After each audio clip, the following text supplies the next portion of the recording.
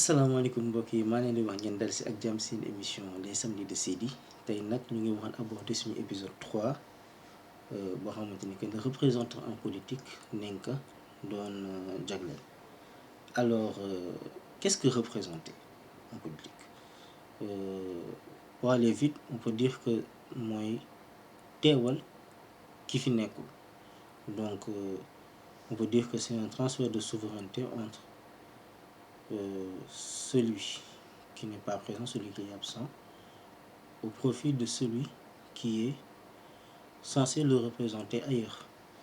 Donc, loolu su fekkee leeral nañ ko mën nañ poser wu benn question bu essentielle. Est-il une nécessité de choisir ou d'élire des représentants en démocratie? Face à cette interrogation, moi je réponds rapidement par l'affirmatif.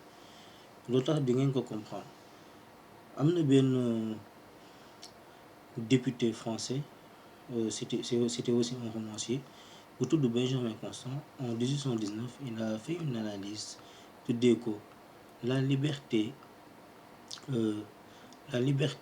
des anciens comparée à celle moderne. Foofu dafa def benn analyse comparée entre la démocratie de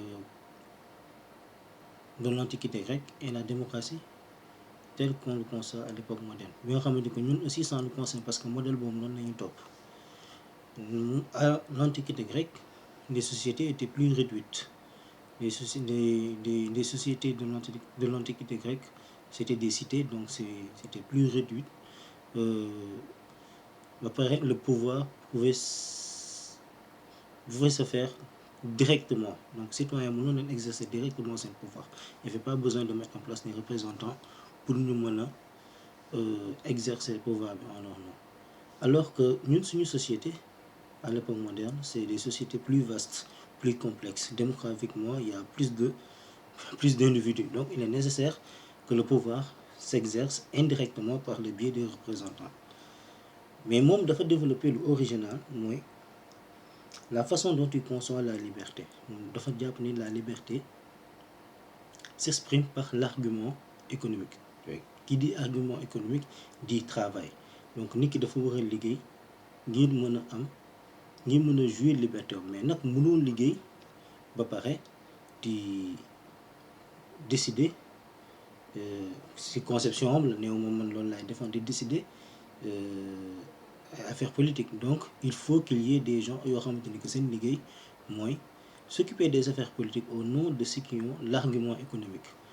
Mais loolu nag soo ko déggee daf lay xamal ni que moom contexte social bu mu doon évoluer c'était un contexte où régnait le suffrage censitaire. Donc ceux qui avaient l'argument économique ñi nga xamante que ñoo amoon xaalis ñoo doon liggéey ci dëkk bi am xaalis ñooñu ñoo mënoon nekk citoyen parce que ñu ngi am élargissement au suffrage universel vers la seconde moitié du 19e siècle, donc un peu plus tard.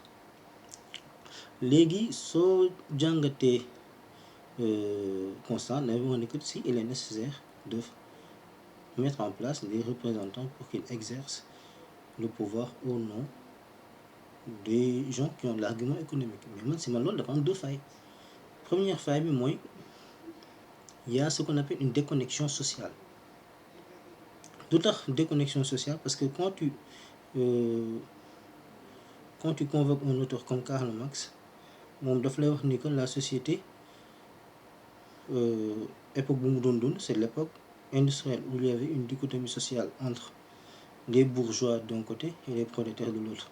moom da lay wax ni que tamit la société est régie par des classes sociales antagonistes. Donc l'État est instrumentalisé par une classe sociale dominante pour asservir une classe sociale prolétaire dominée. Léegi nag su fekkee loolu ngay gis su fekkee da ngay tànn représentant boo xamante ni que tamit il est censé représenter ñi nga xamante ni que ils sont dominés, il y a un problème parce qu'il n'est pas connecté aux mêmes réalités sociales que ñooñu ñuy dund. moo tax loolu benn limite la ci vision Constant. Donc c'est une nécessité. Il faut élire des représentants mais tamit doo élire koo xamante ni que xamul yow ni ngay dund, xamul yow ni ngay jàngoonte, xamul yow lan mooy say bëgg-bëgg, xamul yow lan mooy say réalité. beneen faille bi mooy le risque de la professionnalisation en politique, de la professionnalisation de la politique autant pour moi, parce que loolu c'est convoqué benn auteur bu am solo, Max Weber, moom da lay wax ni que il y a ce qu'on moom il voit la politique comme un rapport de domination, un rapport de force. Moom si posture bu gën a réaliste la nekk par rapport ak Constant ak Karl Marx, parce que ñoom ñaar lu war a nekk nii ñoom si norme leen nekk, alors que Weber moom si lu réel lay nekk. mais Weber moom dafa wax ni que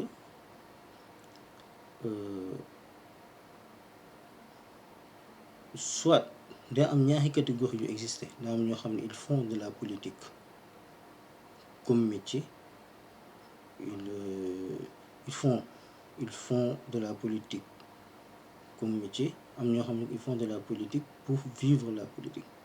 ñeneen ñi ils font de la politique pour vivre de la politique. ne moo boobu moom échappé woon. léegi nag ñi nga xamante ni ils font de la politique pour vivre de la politique,